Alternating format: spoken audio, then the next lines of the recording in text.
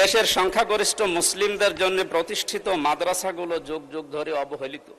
Kushtia medical college বন্ধ রাখতে 50 কোটি টাকা ঘুষে প্রস্তাব দেওয়া ব্যক্তিদের পরিচয় প্রকাশের দাবিতে এবার জামাতের এমপি মুফতি আমির হামজাকে জিজ্ঞাসাবাদের জন্য দুদক চেয়ারম্যান বরাবর আবেদন করেছেন ছাত্রদলের এক নেতা।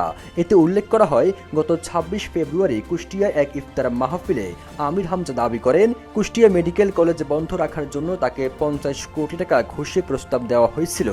তার এই বক্তব্য বিভিন্ন গণমাধ্যম ও সামাজিক যোগাযোগ মাধ্যমে ব্যাপক আলোচনার জন্ম দেয়।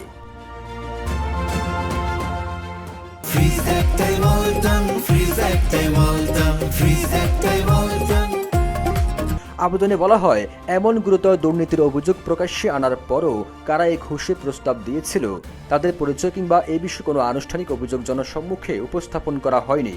এই কারণে অভিযোগের সত্যতা যাচাইয়ের জন্য দুদকের প্রতি আহ্বান জানানো হয়েছে।